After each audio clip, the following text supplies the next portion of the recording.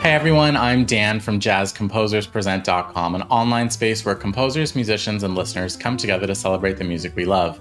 I'm joined today by Rachel Eckroth, Grammy-nominated pianist, keyboardist, composer, vocalist, and educator who teaches jazz arranging for Jazz Outreach Initiative. Rachel's here to show us ways to construct creative solo sections for improvisers. So I want to talk about ways to create solo section material. In my experience, solo sections can be kind of an overlooked area and maybe like a second thought in jazz composition, where the composer kind of leaves it up to the rhythm section and the soloist to, take over. And sometimes it's a nice departure from the composer's voice, but a lot of times it might become more like not in the direction that you might want to go, or you're just filling up time. So if you feel stuck in that way and you don't know where to go next and you want to just try something a little different from just chord changes and the changes to your piece, I have some ways to help you think out of the box. So I wrote this piece that you'll hear called Days on End for the Jazz Outreach Initiative Orchestra in Las Vegas. And it begins with a rhythmic bass figure that doesn't have like a real obvious key center. The main theme is propelled by the tension in the harmony and almost an unpredictable rhythm underneath. So in order to create a release from this part, I took a complete 180 with the original vibe and offered an opposite approach for the first solo section. So in this example, you'll hear the original idea and the melody leading into the first solo.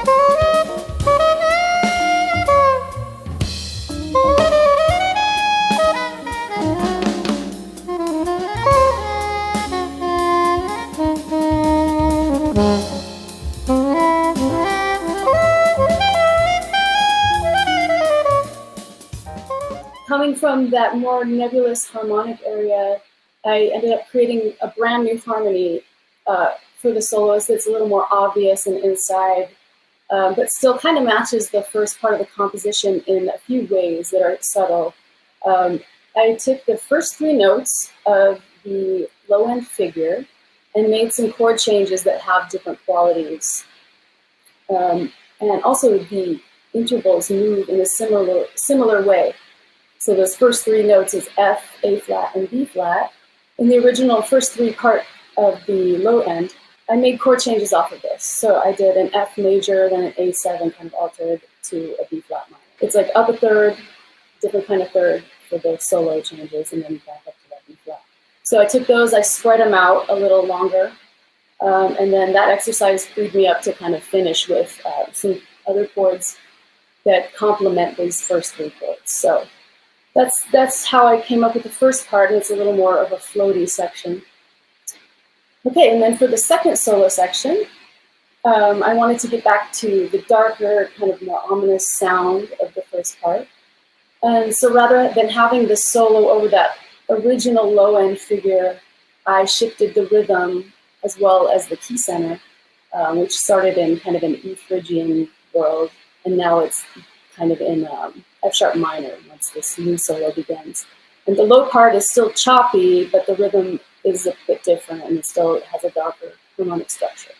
So here's the second video.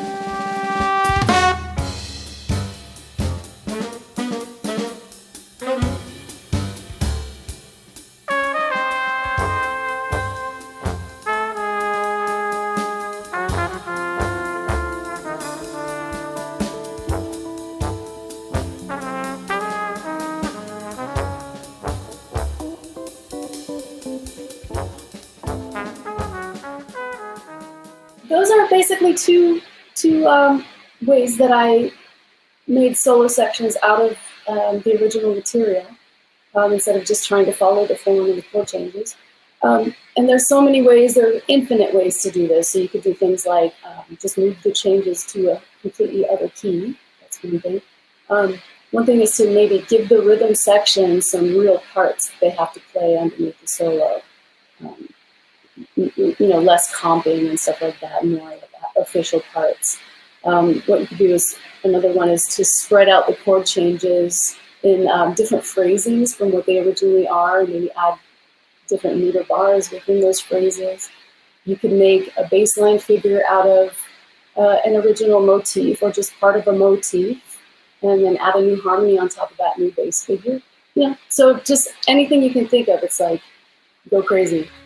Thanks for watching today's mini lesson. Be sure to like, share, and subscribe. Drop any questions, comments, or suggestions for future videos down below. To watch our full-length events and participate in live Q&As with our presenting artists, head to jazzcomposerspresent.com. Thanks, and we'll see you next time.